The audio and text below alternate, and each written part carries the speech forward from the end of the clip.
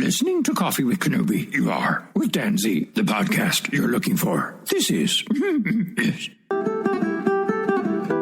Previously on Coffee with Kenobi. And this is hard because, like so many of us, we're attached to Clone Wars and Rebels. And I know people that were huge Clone Wars fans had a hard time gravitating towards Rebels at first, but then that naturally changed. And that's not, of course, for everyone. Everyone is different. There are no absolutes. We're not Sith here. But it's... This is Vanessa Marshall, Harrison Dula from Star Wars Rebels, and you're listening to Coffee with Kenobi. No, we are not Sith here. No absolutes. Just lots of incredible conversation. Thanks to all of you. Hello, everybody, and welcome to Coffee with Kenobi, show number 147. We are your spoiler-free place for Star Wars discussion, analysis, rhetoric, and the best travel tips this side of the galaxy. I'm your host, Dan Z, drinking One Nation coffee out of my black and orange Rancho Obi-Wan coffee mug. Very much looking forward to going to the annual gala this weekend in San Francisco, actually more accurately in Petaluma, California. On Coffee with Kenobi, I invite you to join me as we think about the mythology of Star Wars in a whole new way and maybe laugh a little bit in the process. You are here with your Star Wars family as we go to our favorite coffee shop and talk some Star Wars. On today's show, Brian Young and Craig Dickinson give us our top 5 things we love about Star Wars Episode 1, The Phantom Menace. So pull up a chair, grab your favorite coffee mug, and let's have some coffee with Kenobi. Joining us today for a cup of coffee is one of the co-hosts of Full of Sith and, of course, the guru of Big Shiny Robot, Mr. Brian Young. Hey, thanks for having me. You are welcome, sir. Thank you for sending along your resume. It looked really good. Yeah, I'm qualified for very few things, but talking about the Phantom Menace is definitely one of them. Well, it's not a surprise because when I was going through these, of course, we're going through the films in chronological order. And when it came time to Phantom Menace, I just knew, well, I got to get Brian. So I'm glad this worked out, dude. Appreciate it. Yeah, me too. I'm sorry it was such a pain to organize, but glad we got it together. Oh, no problem at all. My pleasure. Also joining us is another gigantic fan of the Phantom Menace, all-around great guy who has an awesome Star Wars resume as well, Mr. Craig Dickinson. Hey, Dan. Glad to be back, and good to talk to you again, Brian. Yeah, likewise. So let's do this. Brian, I'm going to give you the reins first on this one. And as we've been going through the films and chronological release date, we've been giving our top 5 things we love about these films, whether it's an action figure, a memory, a scene, a piece of dialogue, a thematic element, what have you. It doesn't matter. The whole point is to just bask in the glory of these wonderful films. So, Brian, the floor is yours, my friend. What is the first one you have on your list? Well, when you asked me to make a list, I was like, I have to limit this to just 5 things. And then I started really specific, and then I decided to get really broad so it could cover a lot of things. And the first thing I have on my list is the costumes of Phantom Menace. It's just a really beautiful film. Every single one of Padme's or Queen Amidala's dresses is amazing. But they almost take up all of the sort of oxygen in the room of costuming. You've got the Naboo guards that look fantastic. You've got Maul's costume that just fits on him really well. Even the Naboo pilots in their robes and their helmets, like everyone is so carefully and interestingly costumed in this film. And they did just about anything they could to a fabric to make all the costumes here. And it's such a rich film visually because of that. I love that you started off with that. That's an excellent one. The costuming is, I'm assuming you've seen that traveling exhibit or at least have it on your calendar for someday. Yeah. Someday I'll be seeing it when it gets a little closer. I was going to go see it when it was in Denver, which was pretty close to me, but then work sort of just got in the way. But I've seen a lot of the costumes at various exhibits, and at the original 3 Star Wars celebrations, at Celebration 1 even, they had many of those costumes on display, and it was wonderful. Craig, what is your first one on your list? All right. Well, it looks like Brian's going macro, so I'm going to take care of the micro stuff, at least initially. My first is Darth Maul. And he to me is just synonymous with Phantom Menace. The merchandising alone would just brings that immediately to mind. But I think of my first impressions of him the first time we got to see a double-bladed lightsaber. The first time we heard his name and found out that Darth is not Vader's first name was interesting. And just he's just such an amazing character, just initially introduced in that film, and you just can't take your eyes off him. Yeah, I really loved the experience for Phantom Menace that you can't get anymore, where it was like you had to travel to see that trailer the first time to see Darth Maul, right? I had to drive about 30 miles to the closest theater to me that had the trailer, and we had no idea what we were going to see. And when the doors parted and Darth Maul was there, it was worth the price of admission for me meet Joe Black for just that image alone. Yeah. Mine was the Water Boy, but we got there just when, the Lucasfilm logo started up, and I'll never forget that. In fact, for my birthday a few weeks ago, shout out to Corey Clubb, he gave me an original film reel of that trailer that was showing in a theater here, and I thought that was just a really fun collectible. I've got both of the Phantom Menace A trailers, but I was working at a movie theater at this time. Oh yeah. So it was also a second run theater. So they'd announced that with the VHS copies of Phantom Menace, they'd be chopping up all the prints and you'd be getting portions of the film. So maybe I'll get in trouble for saying this, but I actually, before I sent the print back of Phantom Menace that last time, months and months after its release, because it was so popular in that second run theater, I kind of chopped out every single lightsaber duel and have them all on 35. That's kind of. I don't have any way to look at them, but I have the reels, and it's like there we go. Just knowing that you have them, that must be something that a lot of people did. Corey, besides the trailer reel, gave me just the opening crawl, just that film clip, which is pretty cool. That was I didn't keep the opening crawl, although I should have just kept the whole print and just said like, hey, we didn't. It just burned up. What happened? I don't know. But my friend Jesse Hildreth, actually, who ended up going on to work at Lucasfilm Animation, he started working on Clone Wars in season 3 as a lighter, and then he ended up doing lighting on Rogue One and Last Jedi. He was the projectionist at the theater that we went to go see it, or the first run theater, and I remember pulling the reels out. I still have pictures of it somewhere. I post it up every time Facebook shows it to me again. But seeing those opening frames of the opening crawl, and that was like really the first I'd seen of it. Although I think Vanity Fair printed the text of the opening crawl before then, but pulling out that film and looking at it, it was such an impactful experience. There's so many memories wrapped up in Phantom Menace I didn't even remember I was going to have. I know, isn't that great? That's the beauty of these fun conversations with passionate people who like to look at the positive side of things, which I totally appreciate. My first one is I wrote down Qui-Gon Jinn's moxie, bravado, and cool factor.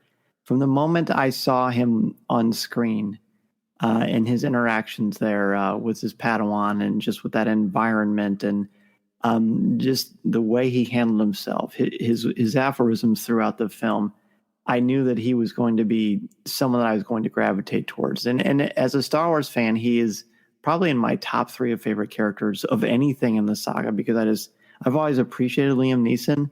I like the gravitas he brought to the role.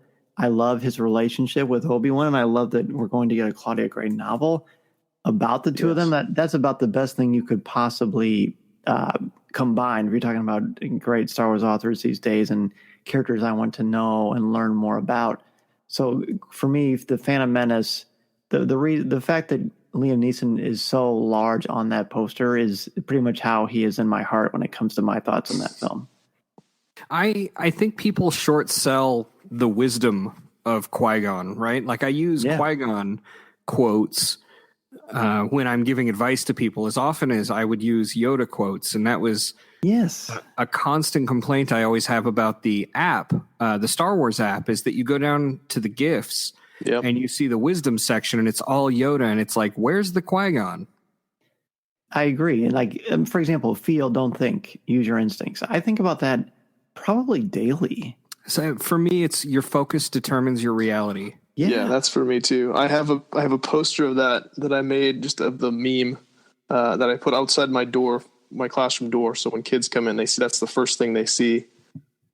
He's a walking metaphor. Yeah, for calm, to turn away from anxiety, to be present. We're not present enough in our lives, in our daily walks, and I think he's the perfect example of that. Brian, what do you have for your second one? Again, I went very broad because I thought I wanted to talk about a lot. My next one is music, the music of Phantom Menace. Although I think Attack of the Clones takes the cake for me as far as the best music that John Williams had done through the saga. Phantom Menace has so much beauty in its score, whether that's the sort of entrancing way he'll take you to Naboo or down into Otoh Anakin's theme, which is really a beautiful lullaby. The innate innocence of Jar Jar's music. It's got an innocence to it, but it's also fun. But then you forget all of that sometimes because you have Duel of the Fates, which tops any of. I mean, I think it rivals the Imperial March for one of the most popular and best pieces of Star Wars music people will see. I personally, my favorites, Across the Stars I think that's the best piece of music. But I think the Imperial March and Duel of the Fates are up there. It's just such a rich score, and that even people who didn't like Phantom Menace will cop to the score being fantastic. Oh yeah. How much? And I'm curious, how much do you think the appeal of that driving march, that music, is tied into Ray Park's athletic prowess? Well, I think that's part of it. Well, we didn't see a whole lot of that the first time we globbed onto it. Remember that music video they made that they were putting on MTV? Oh yeah. Where it was John Williams actually conducting to like behind the scenes scenes and things like that. Mm-hmm. And we didn't even really get to see much of Ray Park in those moments. And the music was so captivating that we got that. But we also forget that he did his other great march that's just as iconic, and that's the droid march, which is just as great. And who could forget the controversy of Qui-Gon's noble end? Oh, that's one of the reasons I have a non-spoiler show. Yeah. Yeah, I know. I hear you, man. Very much so. Craig, what's your second one? My second one was Duel of the Fates, and we've talked about it quite a bit. And I immediately went to that music video as we were talking, thinking about that. And I remember having the PlayStation 1 game for Phantom Menace that had that as a bonus feature. And I think that's the way I watched it the most. Just kept putting out a replay over and over again. That music was it's so engaging. It sucks you in. And even now, that just makes me smile whenever I hear that music. And that was one of my favorite surprises in the Solo soundtrack. Right. A little snippet there at the end. It's tied to Darth Maul, just inextricably. So, thank you for reminding me of that game. I have so many fond memories of playing that game, and Williams' score is kind of all throughout that thing. It's replete with it, and I think that one of the reasons I like the Droid March and things like that is because of that game. Yeah, it's a great game. It was funny. That game at Celebration 1, listening to Jake Lloyd sort of wrap his head around the fact that he was in a game. One of the quotes that he gave when he was on stage, I'll never forget it. He was talking about how weird it was that he couldn't play the games. He tried so hard. He's like, I'm trying to play these games and the adventure game or pod racer, and I just keep hearing my own voice and it keeps throwing me out. And I just want to play the game, but I'm I feel like I'm losing my mind or something. As an 8-year-old, he was saying this on stage there. That poor guy. Yeah. Yeah. My And there's definitely a lot we could say about them. I know you've got plenty of stories about Jake Lloyd for sure. Yeah, no, Jake. We once got into a drunken argument about the prequels. Which is, how great is that, really? Yeah.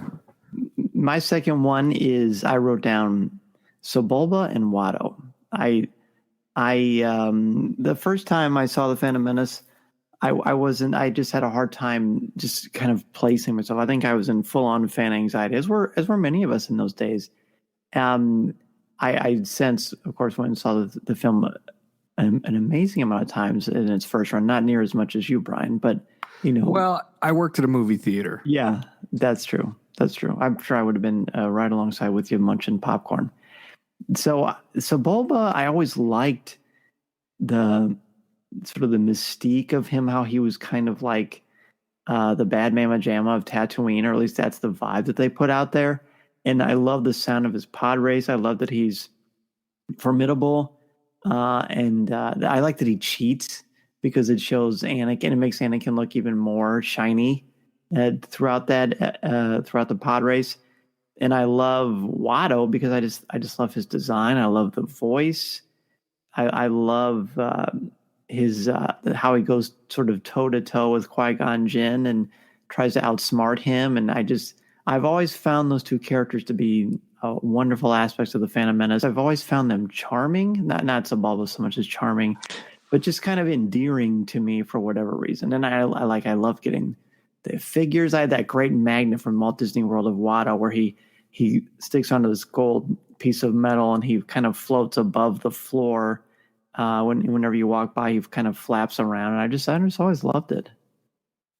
Yeah, no, Watto's design, it's one of those things where people complain about all the CG in Phantom Menace, and sometimes I'm not quite sure they know what they're talking about, but they forget that in 1999 they never saw 3D realistic characters filling that space in that way so realistically. And I watch Phantom Menace and it doesn't feel dated, but you watch Two Towers and Gollum still seems to be kind of separated from everything else. You know what I mean? Yeah, I do. And what they did technically, what they achieved with Watto, with Sebulba, with Jar Jar, which we will be talking about later, is remarkable. And it was interesting how some of the other, like Watto and Boss Nass, sort of they kind of, their quotes actually permeated into the vocabulary and lexicon of my friends in really weird ways. Like Watto's what, like, I still have friends that we all still use that in our everyday nomenclature with each other, just because he was such a captivating character and worked really well. So that's good. So that would be our first two. And we, as expected, we just throw a couple of softballs in there and we hit them out of the park because this movie inspires a lot of fun memories. And we are just getting started. We're going to go ahead and take our first break. And when we come back, we will get to the next two topics on our list for the top 5 things we love about the Phantom Menace. This is Coffee with Kenobi. This is Coffee with Kenobi.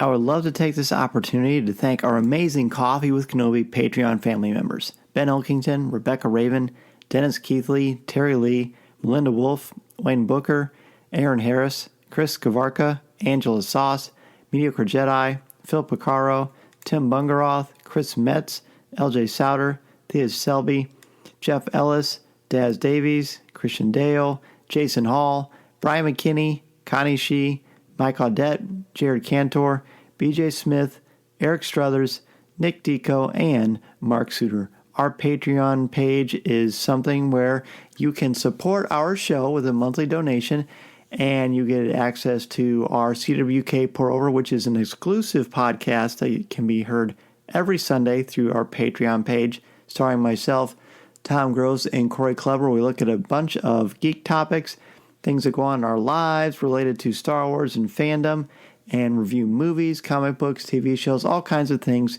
sometimes Star Wars related and sometimes anywhere else that the conversation takes us. And I will share with you a clip from this week's show right now. And, still has that feeling of like rawness and like almost the picture itself looks lonely, and the character itself is kind of a lost, wandering person. And it's so cool to see this in production. And I'm excited to check it out when Disney gets it rolling. Wow. You just said a lot there.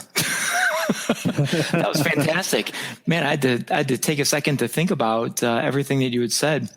The picture is phenomenal, and I love the. I was just noticing on the helmet in the image how shiny it is and polished and almost made unique. And I wonder if that's going to say anything about this character. Boba Fett's was always sort of dented and beat up and whatnot. Now, Jango always had a pretty clean helmet, but this is different. And so I wonder if that's going to say anything about him. But boy, I looked down there at his right hip at that pistol sitting there on his hip, and just knowing the description is gunslinger, and you got the stock of his, what looks to be a custom stock of a rifle on his back. Oh, I love this concept and this idea that, started with Boba Fett, and then we saw it in Jango Fett as well, the slick pistol work and everything. But this picture makes it feel so Western and so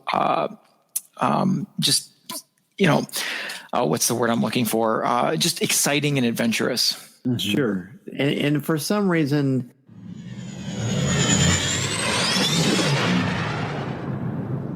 well, there's a good place for a cliffhanger where I finish my thoughts on The Mandalorian and our first reactions to that. Now, of course, if you've been listening to Coffee with Kenobi, then you know that Tom and I have already talked about this. But the great thing about CWK Pour-Over is you get to hear the original co-host, Corey Clubb, and myself, the other original co-host, talk back and forth along with our brand new CWK newsman. Although at this point, he's really not brand new. He's been on the show for over a year and a half. But it's just crazy to think about how far the show has gone, and these two guys are such a big reason for Coffee with Kenobi's success and where we've gone from day one to where we are, going on over 5 years of recording. So that's the beauty of CWK Pour-Over. Obviously, you just heard us talking about The Mandalorian and Corey sharing his thoughts on what this show might mean. Very, very exciting stuff. Also, if you are a member of our Coffee with Kenobi Patreon page, in addition to having access to CWK Pour-Over, our weekly show, which you can get for $5 or more a month, you've got 27 shows in the back catalog, and really 29 if you count our movie reviews for Solo and Infinity War. See, it's not all Star Wars, although there's certainly a heavy dose of that. You can get t-shirts, coffee mugs, and lots more. So go to patreon.com/Coffee with Kenobi, or email me and I can fill in any questions you might have. Or check out the banner on the top of our webpage. Thank you so much. Again, www.patreon.com/Coffee with Kenobi. One Nation Coffee is the official brew of Coffee with Kenobi. It smells amazing and tastes even better. They even have a subscription service that is really convenient. And I am living proof of that. I can promise you that, ladies and gentlemen. In fact, today, I noticed this morning, I thought, I'm running low on coffee. And what do you know? But I go to the front door after school today, and there's a brand new box of One Nation Coffee waiting for me. That's awesome. That subscription service really pays off. And again, it's really convenient. So be sure to go to www.onenationcoffee.com today to order the official brew of Coffee with Kenobi and enter the code Kenobi10 to get 10% off your first order. We are back, and we are on to Brian's third thing that he loves about the Phantom Menace. Brian, what do you have for us? The third thing I've got, I really love the political intrigue of Phantom Menace. I really love the allegory for real world politics. I really love seeing how the Republic worked, and I really love seeing how the Senate worked. One of my favorite lines, one of my favorite scenes, in fact, my favorite scene, my absolute favorite scene in A New Hope is the meeting with the Imperial Joint Chiefs around that conference table at the Death Star, and hearing the shock in everyone's voice or seeing it on their faces as Tarkin announces that the Imperial Senate has been dissolved. really hit me hard as a kid, and I always wanted to know what that was like, what it was, how did it operate, what did it look like, how in the world did Palpatine ever manage this system? And it's weird, like as a kid who was super into politics, even as like an 8 or a 10-year-old, that was one of those lingering questions that when they said they were making prequels was one of the top things I wanted to see. I know everybody jokes like, man, 8-year-olds don't love politics. But I really did as an 8-year-old. And when I was 18 and Phantom Menace came out and I saw it, it was so rich and interesting. And I didn't realize how much it would mirror and predict sort of things as they would continue on as I actually started participating in a civic life. But seeing Chancellor Valorum, seeing the way the votes worked, seeing how shocking it was that the Trade Federation were like, they actually had senators from a corporation. And to this day, I don't think there are very few moments in Phantom Menace as impactful as Terrence Stamp's performance when he gets that vote of no confidence and just sort of chokes and collapses in his seat. It's an amazing, beautiful bit of acting, and I just love the total package of politics that Phantom Menace brought to the world of Star Wars. Well, there are a large section of fans, even Beltway Banthas is a podcast dedicated to the political aspects of Star Wars, and I think that opened up a lot of important conversations. And one of the best things about fiction is that it becomes an opportunity to talk about what's really going on in the world through the lens of fiction. And I think you can get to more honesty that way. And I think The Phantom Menace is a good example of that. Very much so. Absolutely. And Craig, what is your third one? So to kind of build off of that, I had Palpatine's rise to power through the film as my third one.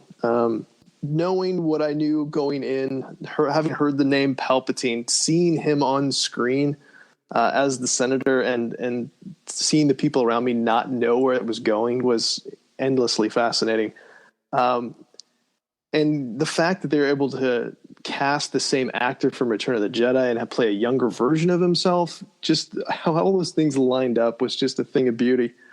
And then, the way I view it, and I've heard other interpretations, is that Palpatine is the Phantom Menace. That it really that movie, from a certain point of view, is his movie. It's his rise to power. And if you watch it that way, then I do think that all of the political machinations that are happening in the background really are fascinating when you see that he's pulled all these strings from the beginning. And when I watch it with my students, that's one thing I make sure that they recognize that, yeah, he's playing both sides. He is both of those characters, guys.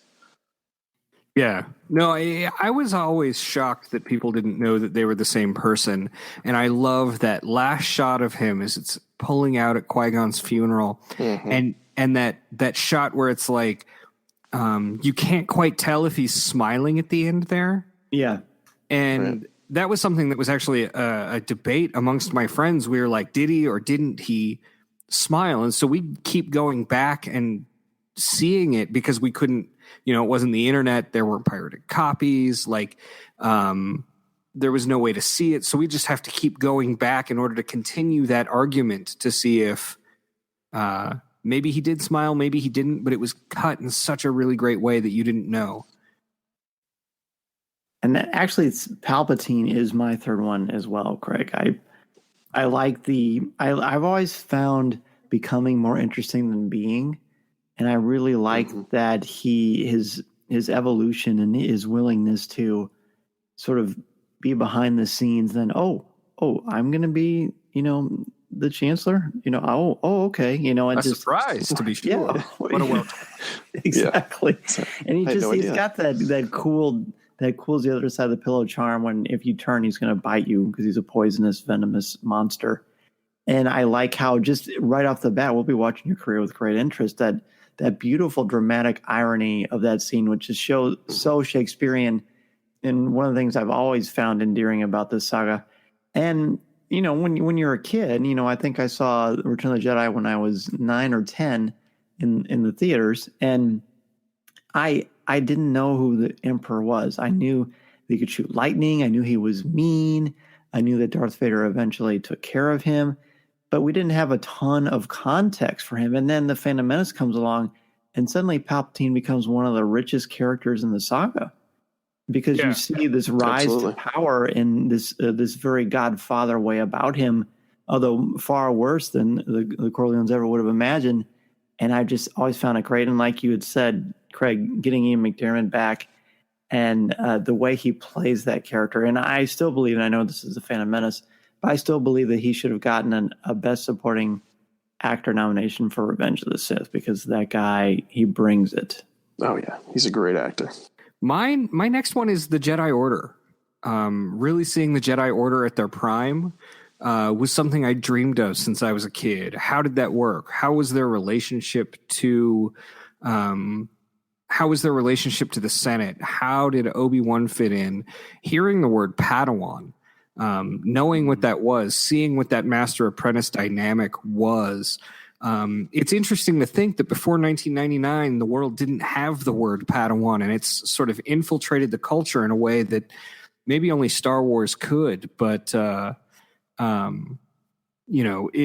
seeing the Jedi Council, seeing Yoda do different things, other than just, Yoda's a different character. I think that was maybe off-putting to some people.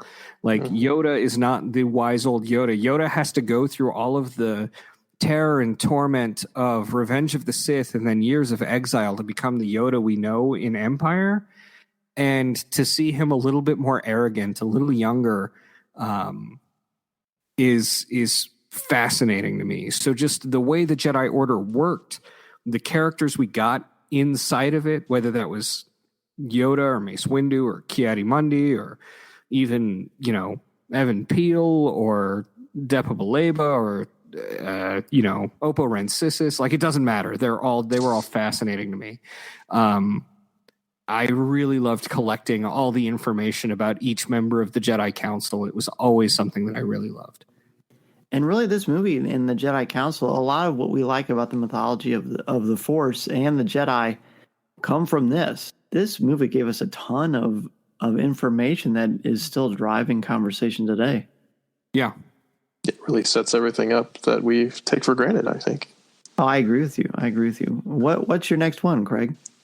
My next one is the lightsaber duels. And mainly I'm looking over on my paper. No, I'm thinking specifically, though, about the last one, the three-way lightsaber duel. And a couple things that come to mind with that is I remember specifically going to see a different movie and sneaking in just to watch the end of that one several times, at least 3 or 4 times, just because I couldn't get enough of it. And then when the DVD came out in, was it 2001?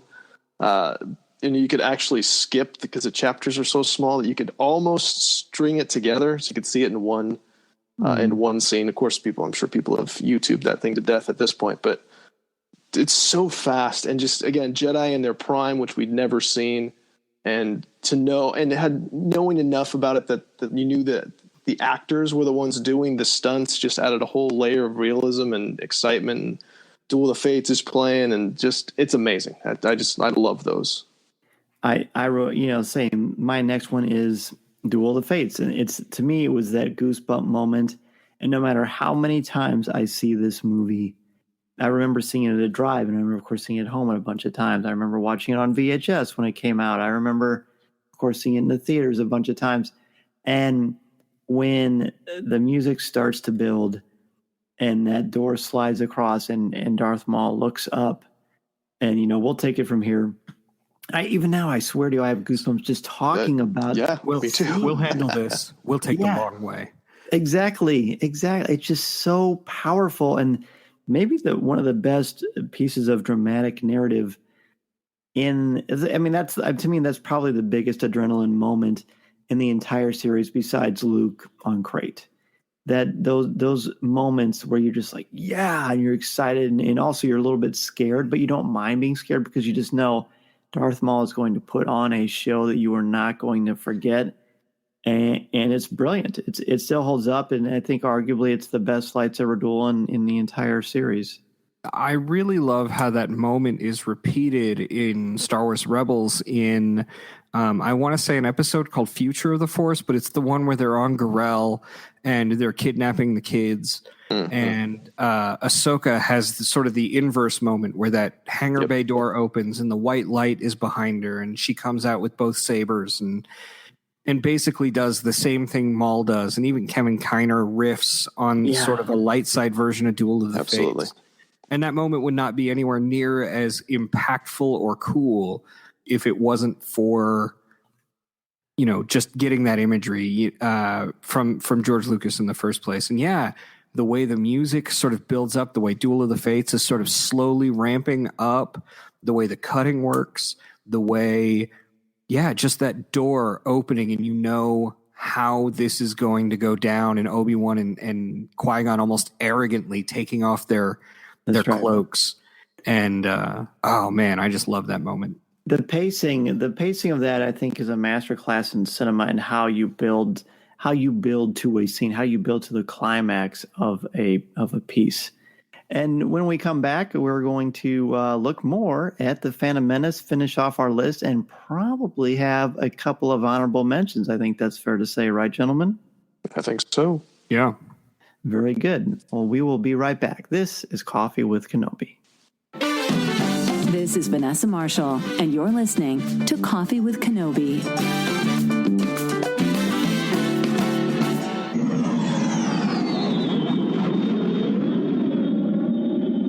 It's time to talk about Harry's Razors here on Coffee with Kenobi. Now, this is a challenge for me this month because I've sort of started No Shave November a bit early.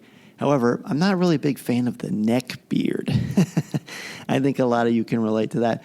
So I still need to trim. I still need to keep myself nice and clean and, all taken care of so that I can look like I actually take care of myself. And the best way for me to do that is with Harry's Razors and their awesome razor. The closeness of the shave obviously helps where I need to shave, and it's got the trimmer blade that is helping me to make my beard look great, and I appreciate that. Harry's does stand behind the quality of their blades, and they know that switching razors is not an easy decision, which is why they've created a trial offer. You may claim yours by going to harrys.com/CWK family. Harry's Razors were fed up with overpaying for expensive razors with unnecessary features. They know a great shave comes down to great blades made with sharp, durable steel that lasts, which is why they bought a factory that's been making some of the highest quality blades in the world for over 95 years. That's right, 95 years. By selling directly to you over the internet, Harry's can offer their blades at a price much lower than the leading brand, just $2 per blade compared to $4 or more. You have a quality guarantee. If you don't love your shave, let Harry's know within 30 days and they will give you a full refund.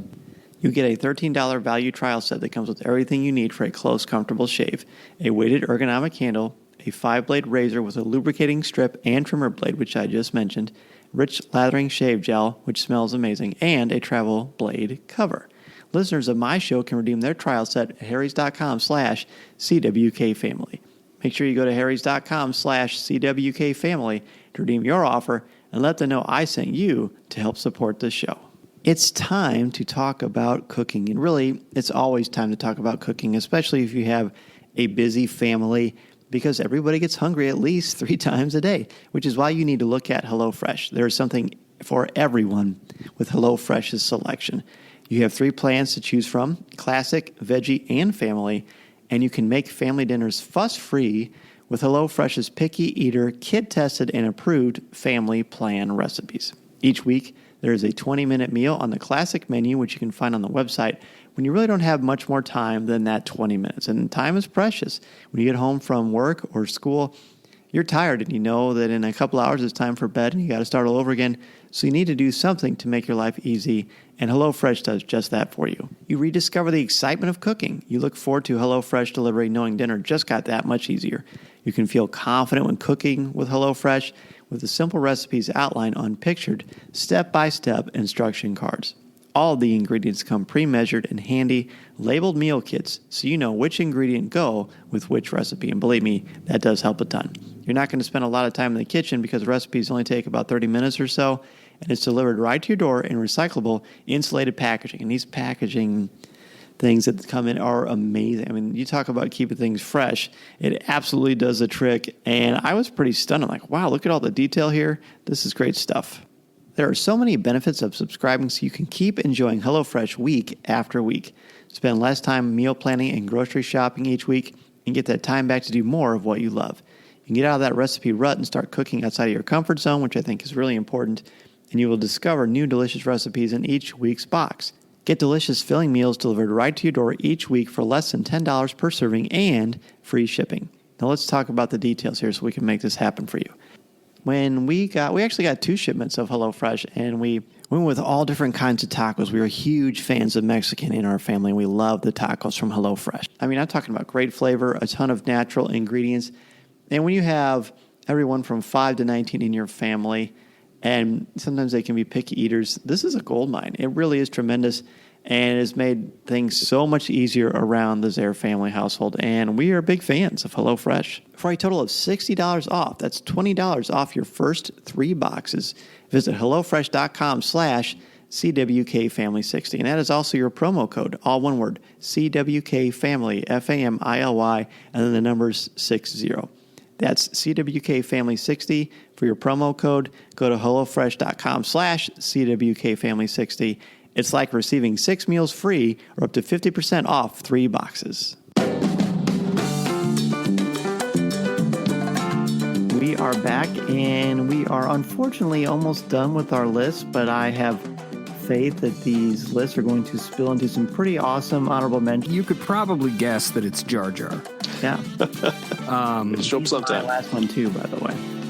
Jar Jar is a character that I really, really, really love. And I know that some feel that there are problematic elements to him, but for me, Jar Jar is a character that's really easy for me to identify with. He's very much like I was in high school, or how I imagine myself to have been, where I was very clumsy. I didn't necessarily have the social standing to take part in any of the groups that I kind of wish I wanted to.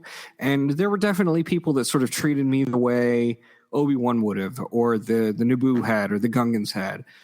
And seeing that he was so pure of heart and so loyal to people and just wanted to help if someone gave him a chance, and seeing how that was sort of very much the theme of the movie, and that Qui-Gon is the one who gave him that chance, and that they would not have been able to win at the end of the day had they not believed in him despite the fact that they didn't want to, and the fact that they'd tried dismissing him, was really, really powerful to me.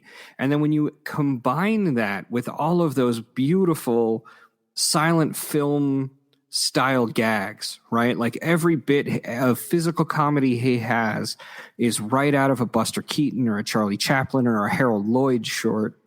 And that whole package of character just charmed me. Yeah, and I challenge anybody to watch Phantom Menace with a small child around the ages of 6 to 8 and have them not see it through their eyes, because, I mean, I've heard you tell about your daughter, Brian, that she loves Jar Jar. That's the only thing that she likes. My daughter, she's 8, and as soon as I said I was doing this tonight, Jar Jar, I love Jar Jar. That's all she would talk about. Yeah, my 3-year-old has taken up that mantle from my older daughter. She's 15 now, and she still likes Jar Jar fine, but getting her to watch any Star Wars, she identifies a lot more with Jin, which is kind of weird. It's been an interesting transition into adolescence. But my 3-year-old just loves Jar Jar. She's had a little Jar Jar plush that I found secondhand since she was, a baby, and just really, really loves him. And there's Phantom Menace is the only one she's watched, and Jar Jar is her favorite character. So, he really works gangbusters with the kids. Yeah. Craig, what's your next one? Okay, so mine is the ring cycle storytelling, which is huge for me, because I remember the first time that we saw that we were going back to Tatooine, thinking, okay, well, so things are going to start to be similar.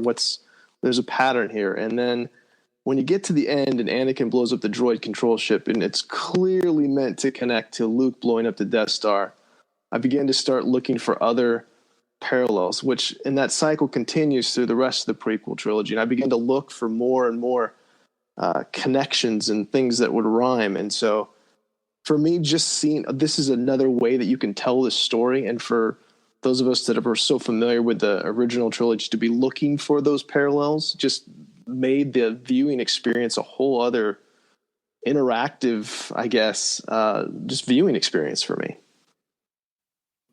Yeah. That's go ahead, Ryan. No, I was going to say, like, I really love the cyclical nature of the filmmaking, which is why I was so shocked when people sort of initially started rejecting Force Awakens because it was too much like Phantom Menace and A New Hope. And I'm like, wait, don't you realize this is a feature, not a bug? Yeah, that's how this works, people. It's always done that. Since what, the beginning of recorded language, pretty much. Yeah. These mythologies, these great mythologies, have connections and ties, and that's why they resonate with us so much, because it's just something very primal about that for us, I think. My last one is also Jar Jar, and I also put the battle droids in there as well. And the reason is because, and I always liked Jar Jar. I mean, there were certain things that I like more about parts of the Phantom Menace than other parts, but I've never had a quibble with Jar Jar. And I've always respected that certain people don't like him, and that's fine. We can't all like the exact same thing. I just don't think that would be authentic. But to me, the thing about Jar Jar, and you both have mentioned this beautifully, is he is very appealing. He is very funny.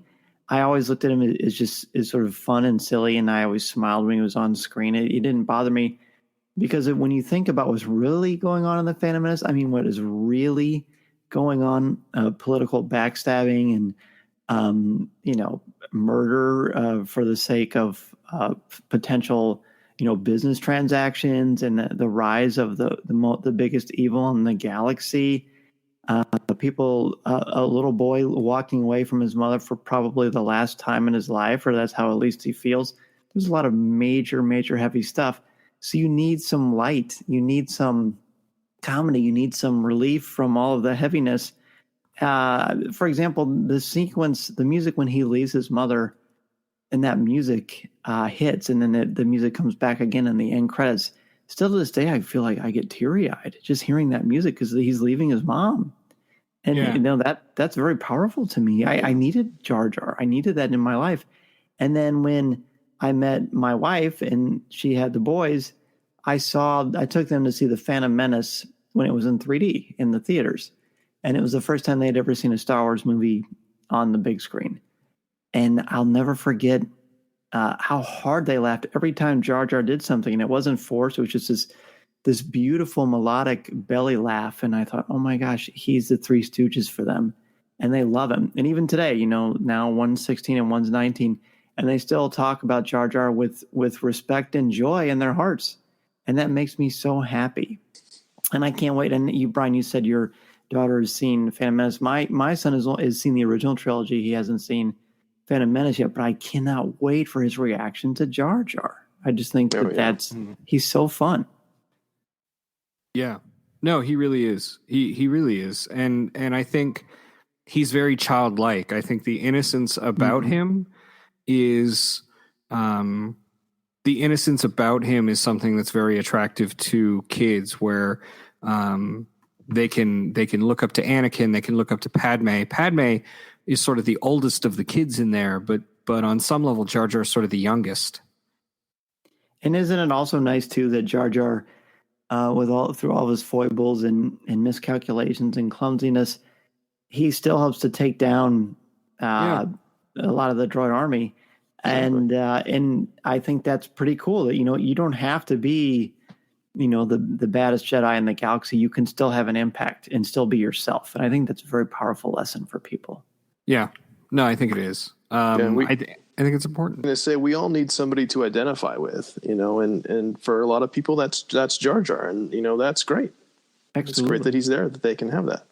Absolutely. We let's go ahead and take a break there and come back and hit our honorable mentions, because just Us talking over the past 5 minutes made me think of about 2 or 3 extra ones as well. So we'll tabulate our lists, and we'll be right back with our honorable mentions for what we love about the Phantom Menace.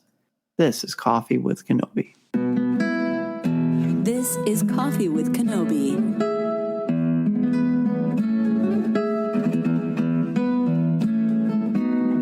One Nation Coffee is the official brew of Coffee with Kenobi. I start my morning every single day with One Nation Coffee because it is absolutely the best. You can start your coffee subscription so you never miss out on the best coffee in the galaxy by going to www.onenationcoffee.com today. Plus, enter the code Kenobi10 to set up a coffee subscription and save 10% off your first order. MEI and Mouse Fan Travel is the place you need to go when you're planning that Christmas or Thanksgiving Disney World or Disneyland extravaganza. And there's nothing quite like the holidays at the Disney theme parks. They are gorgeous. The music is, transfixed because it's got this amazing holiday quality to it. The lighting is gorgeous, absolutely gorgeous, especially Christmas time. You've got the Halloween exclusive parties and the Merry Christmas Mickey Mouse party, a very Merry Christmas parade. It's just a fabulous thing. MEI and Mouse Fan Travel can help make that a possibility for you and your family. They have signature service and expert advice to help clients maximize their vacation time and dollar and help your family enjoy everything the Disney theme parks and the cruise line have to offer, help plan every detail, and share invaluable tips. Check out www.mousefantravel.com today and let them know Coffee with Kenobi sent you.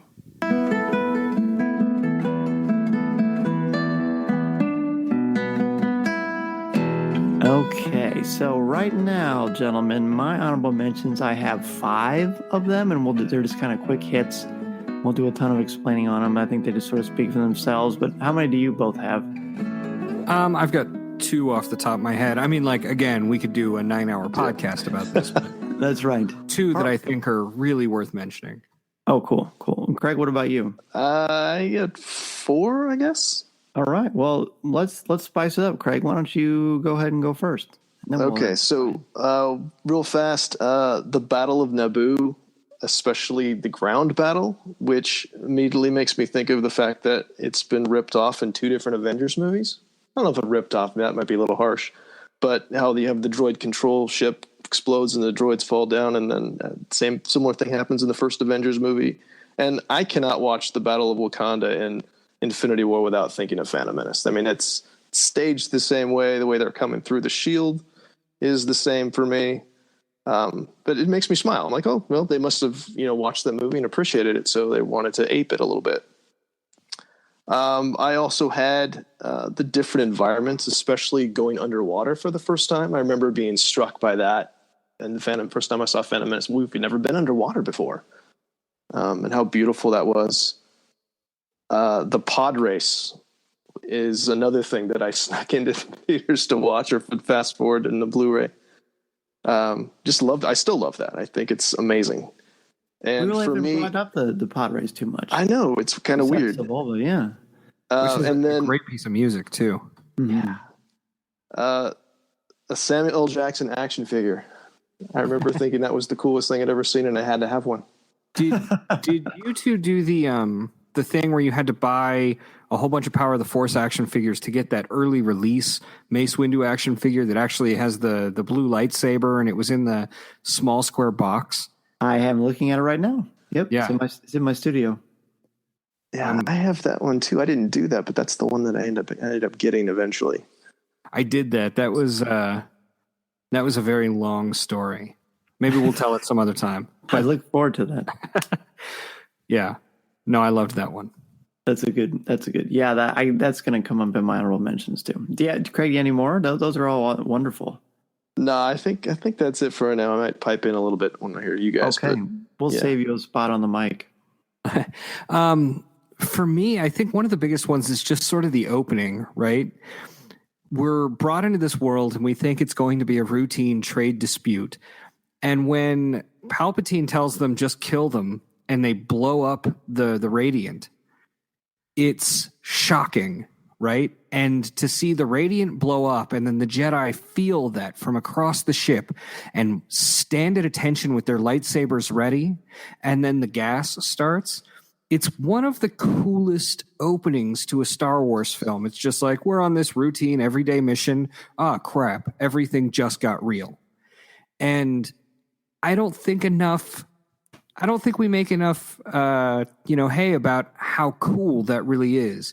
Or that moment where the lightsabers ignite in the field of Dioxis, right? As they're coming out to get the battle droids, or them fighting off the droidicas, and Qui-Gon just putting his saber in that door, and the Trade Federation guys, Newt Gunray and those guys, they just don't know how to react to this. Another one is the model work.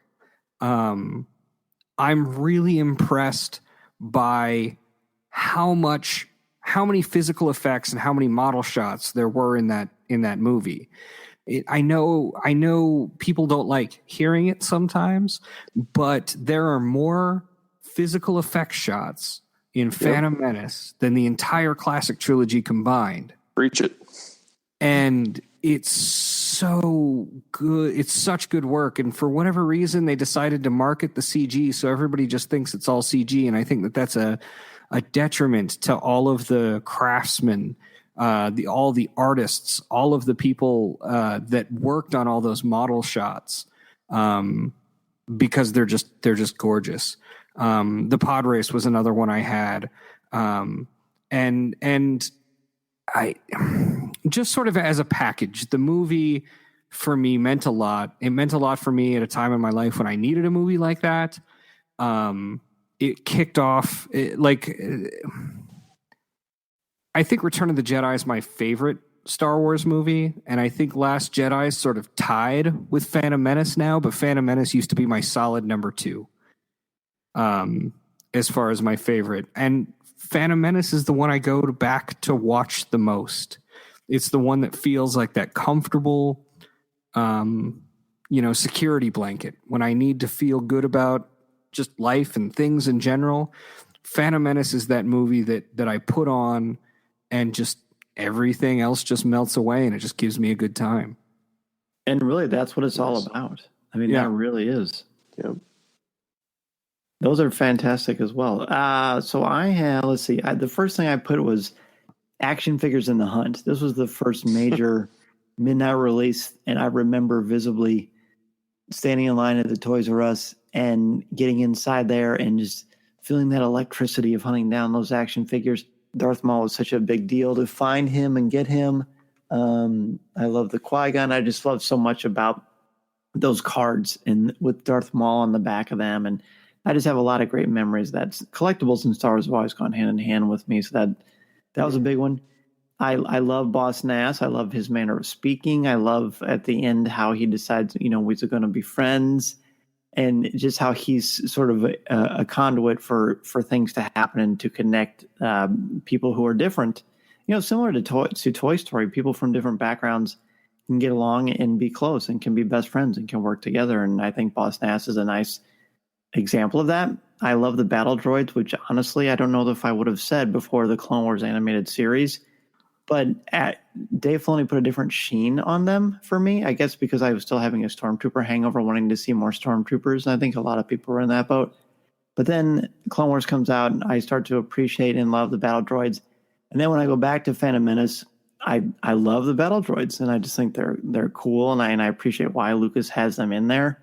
You can have action without someone actually dying because they're not organic, which is great. I also wrote down Uto Gunga and the sub music and that underwater sequence when they're leaving, going through the planet core. I love the ominous nature of the score for that, and I love experiencing that on Star Tours. Yeah, isn't it great? Isn't it great? Wow. Yeah, that's one of my favorite scenes. I like that we got new lightsaber hilts. I've always been kind of a lightsaber hilt junkie, and Qui-Gon's blade has always been one of my. I guess his hilt, not the blade. It's always been one of my favorites. And then I already mentioned this one, but I'll just kind of restate it again. The 3D experience of seeing that in the film with my family and with my soon-to-be bride at the time when that came out. And then they had a surprise party for me, and everything I got was Phantom Menace related. And I thought that was so cool that they knew that, hey, this older guy is going to still love Star Wars so much. Let's surprise him. And I had a Phantom Menace cake and just a lot of great memories with that. Yeah. That's what Star Wars does. Yes. Yeah. No, I really love that I'm still easy to shop for everybody because they're like, well, if we can't think of anything else, You're right. can't think of anything else, find something Slap with that the Star logo Wars on it. logo on it. Yeah. Yeah. But see, don't you probably run into the same thing that I do as well, where you're like, well, I wasn't going to get you this, but I thought you already had it. And the odds are probably good that you already do. Yeah. Well, I mean, I get some of that, but I also get like, I'm kind of hard on my toys because I play with my kids with them. You know what I mean? Yeah. So any duplicates of anything they want to get me, they're going to get put to good use, or the kids will end up with them, which isn't a bad thing either. That's right. That's right. Amen to that. Well, guys, I knew you would both be awesome, and you exceeded my high expectations, and that's a wonderful thing. And people are going to want to hear and see more of you naturally. And Brian, where can everybody find you and hear you talk some Star Wars or whatever else that they want to ask you about? Well, I'm open to questions on Twitter at Swankmotron. I write about Star Wars for StarWars.com, for Slash Film, for Sci-Fi, for Big Shiny Robot, and occasionally How Stuff Works. And you can hear me talk about Star Wars on the Full of Sith podcast, or you can hear me go through fictional Star Wars history on the Fothentic History podcast. With the awesome Holly Fry. Yeah, on both those counts. I'm so lucky that I get to do 2 shows with her. She is so fun. I'm excited to see her at Rancho Obi-Wan this weekend. Oh, you're going to see me too. I'll be there. Oh, dude, really? Yeah. Oh, that's awesome. It'll be have you been to the gala before? This is my first gala, but it is not my first time at Rancho. Sweet. This is my 3rd gala in a row, and I'm really jazzed you're going to be there, dude. That's good news. Yeah, no, I'm really excited. Good. And Craig, where can everybody find you and reach out to you?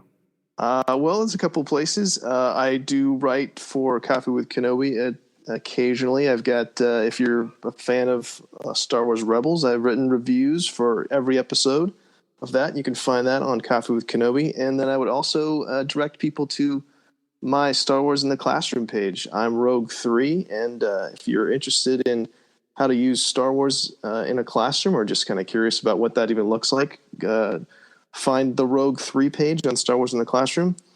And all my contact information is on that page too. If you want to ask a question about anything, I'm open. And I've got another thing that I'm cooking up with a buddy of mine at school that I'm not quite ready to reveal yet, but it is Star Wars and teaching related. That's all I'll say right now. Oh, sweet. I like both of those things. Yeah, that you might.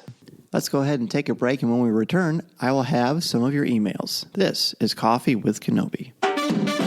Listening to Coffee with Kenobi, you are the podcast you're looking for. This is...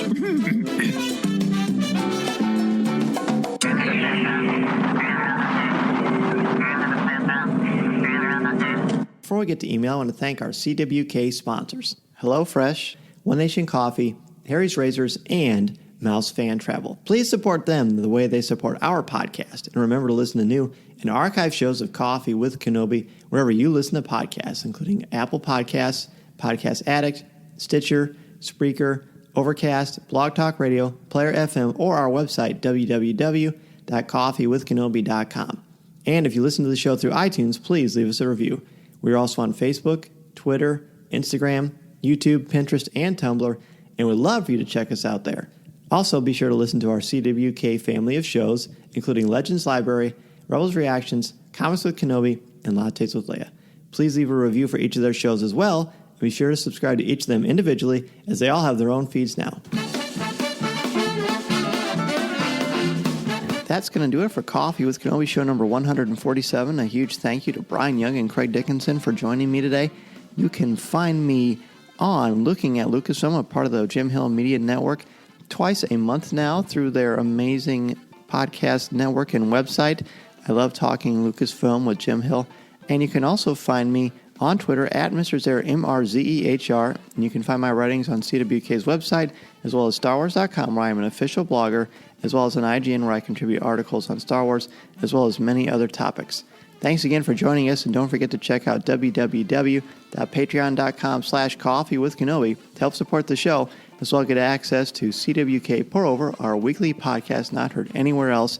There are also t-shirts, coffee mugs, and so much more. From Jeff Myers. For your consideration, and this is Jeff's top 5 of the things he loves about The Phantom Menace. Number 5, the anticipation. It had been 16 years since the last Star Wars movie. The anticipation had a feel like no movie before or since. Number 4, Duel of the Fates, another John Williams iconic masterpiece. Number 3, Qui-Gon Jinn, our closest look at one of the guardians of peace and justice in the Old Republic.